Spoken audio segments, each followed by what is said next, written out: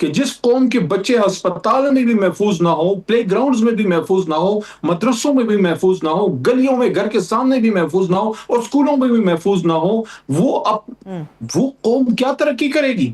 کہ یہ جتنے بھی بچے شہید ہوئے 14 ہیں، 15 ہیں، کچھ لوگ تو زیادہ کلیم کرتے ہیں، میں تو ان چیزوں پہ نہیں جاتا، میں تو وہ بات کرتا ہوں جو فیکٹ سامنے ہیں. تو یہ 14 جانیں جو گئی ہیں، ان 14 میں سے کتنے عبد القدیر خان ہو سکتے تھے؟ اور اس میں مناسب کارروائی ہونی چاہیے. میں نے تو تجویز دی تھی اپنی پارلیمنٹری پارٹی میں بھی، اور آج قومی اسمبلی کے فلور پہ بھی میں نے جو ریکویسٹ کی تھی اپنی جماعت کو، وہ بات وہاں کی گئی. کل پریس کانفرنس میں بھی میں نے یہ بات کی کہ دیکھیں کوئی جوڈیشل کمیشن اور یہ سرکاری افسران کی چیزوں پر میں اس کی طرف جانا ہی نہیں چاہتا. میں تجویز یہ ہے کہ عوام نے ہمیں ووٹ دیا ہے، عوام نے کسی بیوروکریٹ کو یا کسی جج کو ووٹ نہیں دیا. ہم سے وہ پوچھتے ہیں اپنے بچوں کی ضمانت. یہ پارلیمنٹ میں جو ہم بیٹھے ہیں، دیکھیں ہمارے سامنے اینگلو سیکسن لا ہے، ویسٹرن ڈیموکریسی کی مثال پہ ہم چل رہے ہیں. اسلامی تو ہم خلافت کے نظام پہ تو چل نہیں رہے، ہم تو کوئی اسلامی نظام تو نہیں لاگو کیا. تو جن ممالک کا ہم فالو کر رہے ہیں، امریکہ اور UK میں جا کے دیکھ رہے ہیں، جب ایسے کوئی ایشوز ہوتے ہیں کہ سینیٹرز ان کے ہاؤس آف ریپرزینٹیٹیوز یا ہاؤس آف کامنز سے، وہاں سے وہ لوگ اس کو لیڈ کرتے ہیں. اور اس کا فائدہ کیا ہو؟ میں نے سجیسٹ کیا کہ پارلیمنٹری اسپیشل امپاورڈ کمیٹی بنائیے، سینٹر قومی اسمبلی کے اپوزیشن گورنمنٹ کے لوگ، سینئر لوگ، سنجیدہ لوگوں کو ڈالیں. اور اس میں فائدہ یہ ہوگا کہ جج اگر انکوائری کرتا ہے وہ صرف انویسٹیگیٹ کر کے آپ کو دے دے گا فلاں فلاں. دیکھیں حکومتی سطح پہ جب پارلیمنٹری کمیٹی بنے گی، اس میں ہم لوگ اور اپوزیشن اور گورنمنٹ بیٹھے گی، وہ نہ صرف قرار باقی جو ہے وہ انویسٹیگیشن کر سکتے ہیں، بلکہ اس انویسٹیگیشن کے تناظر میں جو لیجسلیشن ہونی ہے، جو انتظامی فیصلے ہونے ہیں، وہ بھی ہمارے اختیار میں ہیں. تو اس لیے میں سمجھتا ہوں اس کیس کو ہم ٹیسٹ کیس بنائیں اور ہم یہ یقینی بنائیں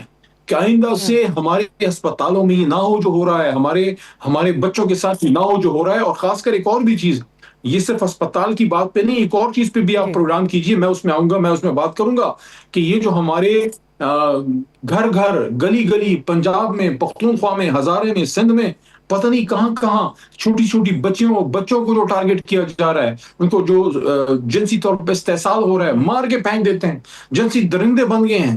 اس پہ بھی علماء کو اور سیاستدان کو اور حکومت کو، ہم سب کو سوچنا ہوگا کہ دیکھیں جس قوم کے بچے، اس پہ میں اس سینٹینس کو کلوز کرتا ہوں، مجھے نہیں پتا یہ کیسے میں کہہ پاؤں گا، کہ جس قوم کے بچے ہسپتال میں بھی محفوظ نہ ہو، پلے گراؤنڈز میں بھی محفوظ نہ ہو، مدرسوں میں بھی محفوظ نہ ہو، گلیوں میں گھر کے سامنے بھی محفوظ نہ ہو اور اسکولوں میں بھی محفوظ نہ ہو، وہ قوم کیا ترقی کرے گی؟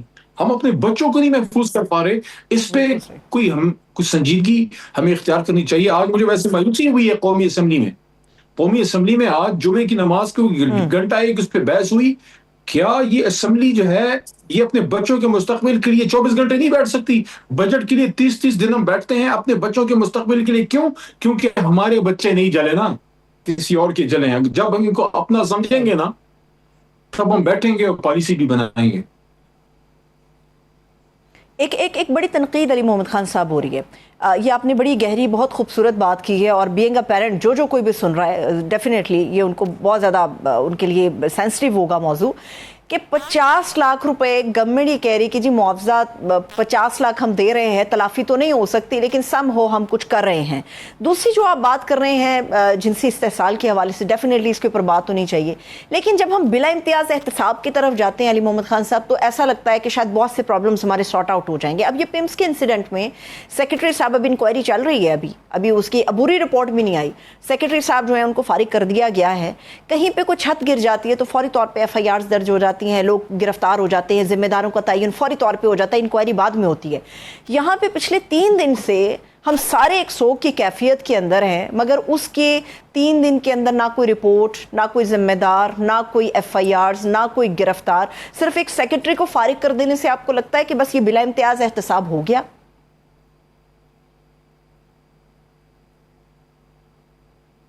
دیکھیں چلیں، فوری طور پہ آپ نے سیکرٹری کو فارغ کیا، میرے خیال میں اس کا بنتا بھی تھا، کیونکہ امیڈیٹ سٹیپ کے لیے تو ٹھیک ہے، لیکن یس یو آر رائٹ کہ جب تک اس کے لیے ایک تو سخت کارروائی نہ ہو اور دوسرا اس کے لیے مزید فیصلے نہ ہو کہ آئندہ سے ہم کرنا کیا چاہتے ہیں.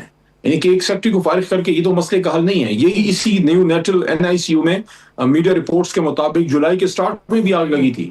اس کے بعد نے کیا انتظامی کارروائی کی. اسی اسپتال میں آپ عمران خان صاحب کو لا رہے تھے, جس علاج کے لیے لا رہے تھے ہارٹ کی اینجیوگرافی کے لیے, وہ مشین ہی نہیں تھی.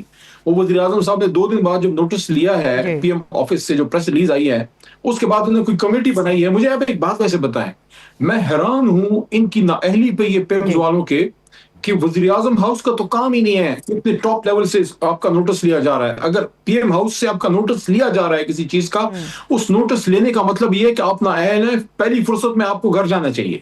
کہ آپ کا ایک وزیر صحت ہے, آپ کا ایک سیکرٹری ہیلتھ ہے, آپ کا پورا ایک ایڈمنسٹریشن ہے, کوئی ڈی جی ہیلتھ ہوگا, کوئی سسٹم ہوگا. جب پی ایم آفس سے آپ کے اینجیوگرافی کا نوٹس لے لیا گیا کہ there is no C T angiography available in cardiology ward, تو کیا باقی وارڈز کو یکدم اپنے آپ کو اپ ٹو ڈیٹ نہیں کرنا چاہیے تھا؟ کہ اگر وزیر اعظم ہاؤس سے آپ نے نوٹس لیا گیا کہ بھئی ادھر سابق وزیر اعظم عمران خان کو لایا گیا اور جس چیز کے لیے لایا گیا وہ چیز ہی نہیں تھی, تو اینجیوگرافی کے علاوہ گائنیکالوجی وارڈ, آپ کی سرجیکل وارڈ, آپ کی ایمرجنسی وارڈ, اور پتہ نہیں کون کون سے وارڈ, اس میں آپ کو فوری طور پہ کیا ان کے ایڈمنسٹریشن کو چیک نہیں کرنا چاہیے تھا کہ باقی چیزیں اویلیبل ہیں کہ نہیں؟ یہ بہت بڑی انہوں نے جو ہے وہ کوتاہی کی ہے, بڑی لاپرواہی کی ہے. اور اس کے ساتھ ساتھ یہ دیکھیے کہ جو آپ کے لیے کچھ رپورٹس پہلے سے بنائی گئی تھیں, جو ہماری ہیلتھ اسٹینڈنگ کمیٹی میں ہمارے ڈاکٹر امجد نے بھی بات کی ہے, اس پہ کیوں عمل نہیں ہوا؟ آپ کے باؤزرز میں پانی کیوں نہیں تھا؟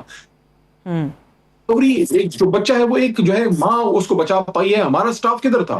ہماری وہاں پہ فائر ایکسٹنگوش کے ڈپارٹمنٹس کے جو لوگ ہیں وہ کدھر تھے؟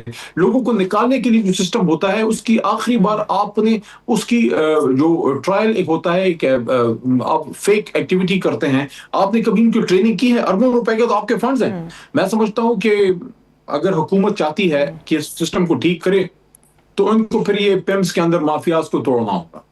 یا تو ان مافیا کو توڑیں, یا پھر بس ہاتھ اٹھا لیں کہ بھئی ہم نہیں کر سکتے.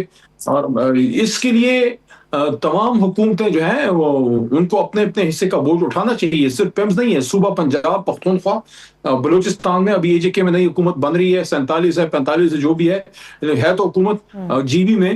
باقی اسپتالوں کی کیا پوزیشن ہے؟ میں نے پرسوں یہ بات کی ہے یا کل تھی شاید, کہ وزرائے اعلیٰ اور وزیر اعظم کو یہ بھی نوٹس لینا چاہیے کہ یہ تو ایک واقعہ ہو گیا, باقی اسپتالوں کی حالت کیسی ہے. پنجاب میں آپ کے ایک انکیوبیٹر میں 3 4 4 بچے پڑے ہوئے. ابھی چند مہینے پہلے سندھ میں ایک کیس آیا جس میں لوگوں کو غلط انجیکشن لگانے سے بچوں کو آپ نے ایڈز لگا دی ہے.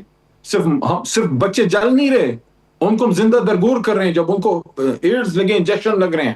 سندھ میں جو یہ حالت ہے, یہ بلاول پوچھے نا اپنے اس میں, بلاول صاحب کو چاہیے, وہ ینگ آدمی ہے, باہر سے پڑھا لکھا ہے, اس پہ کوئی کرپشن کا فی الحال کوئی ایسی کوئی چیز بھی نہیں ہے, تو اس کو تو بڑا پازیٹیو ہونا چاہیے. اس سندھ کو بنایا نا مثالی, کیوں سندھ کی حالت یہ ہے؟